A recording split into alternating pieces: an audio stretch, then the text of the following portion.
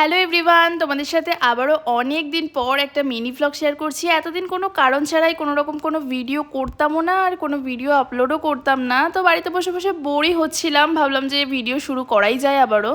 তো আজকে একটু তাড়াতাড়ি স্নান করে নিয়েছি। এমনি আমার বিকেল 5টা-6টা হয়ে যায় স্নান করতে করতে, আজ একটু তাড়াতাড়ি করে নিয়েছি। তারপর প্রচণ্ড আইসক্রিম খেতে ইচ্ছা করছিল, বাট বাইরে বেরিয়ে দেখছি যে বৃষ্টি হচ্ছে, তাও মাথায় কোনো রকম একটা স্টল পেঁচিয়ে গেলাম।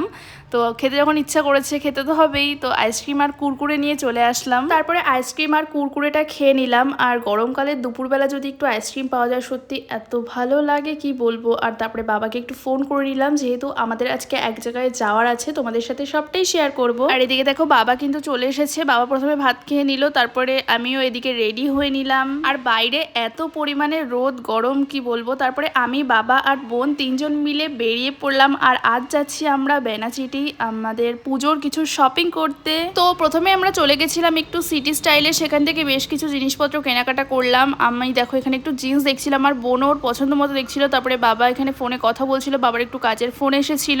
তারপরে কেনাকাটা কমপ্লিট করে আমরা গেলাম বিলিং কাউন্টারে। বাবা এখানে বিল করাচ্ছিল, আর কেনাকাটা করতে করতে মুখ চোখের অবস্থা কি হয়েছে। তারপরে বাইরে গিয়ে বোন এখানে চকলেট নিল, আর আমি আর বাবা খেলাম চা গরম গরম। তারপর এখান থেকে একটা খুব পুরনো চা পাতার দোকান থেকে কিছুটা চা পাতা কিনলাম, খুবই ভালো ছিল চা পাতাটা। তারপরে খেলাম একটু ভুট্টা, তারপরে গেছিলাম একটু এম বাজারে, এখান থেকেও বেশ কিছু শপিং করলাম। তারপরে এখান থেকে বাবা বিল করালো, দেন আমরা বেরিয়ে গেলাম বাড়ির উদ্দেশ্যে। আর এই ভিডিওটা যেদিন করেছিলাম সেদিন ছিল 5 সেপ্টেম্বর, টিচার্স ডে। আমাদের সেদিন প্রচুর লেট হয়ে গেছিলো, আমার বোনের টিউশন যাওয়ার ছিল আর আমার স্যারের বাড়ি যাওয়ার ছিল। বাড়ি এসে দেখছি আমার বোনের বান্ধবীরা, আমার বান্ধবীরা সবাই আমাদের জন্য ওয়েট করছে। তারপরে রেডি হয়ে বেরিয়ে গেলাম। প্রথমে গেলাম পেন কিনতে, তারপরে গেলাম মিষ্টির দোকানে মিষ্টি নিলাম সেখান থেকে, তারপরে চলে গেলাম স্যারের বাড়ি। দেখো টিউশন শেষ হয়েছে তো 2 বছর হয়ে গেল, তবুও প্রতি বছর স্যারের বাড়িতে এই একটা দিন যেতেই হবে আমাকে দেখা করতে। তারপরে স্যার এখানে কেক কাটিং করলো, আর তারপরে স্যার তো না খাইয়ে ছাড়লোই না, তো তারপরে খাওয়া দাওয়া করে নিলাম। তারপরে বান্ধবীকে আর বোনদেরকে টাটা করে 2 বোনকে নিয়ে বাড়ি চলে আসলাম। আজকের ভিডিওটা এই পর্যন্তই, দেখা হচ্ছে নেক্সট ভিডিওতে।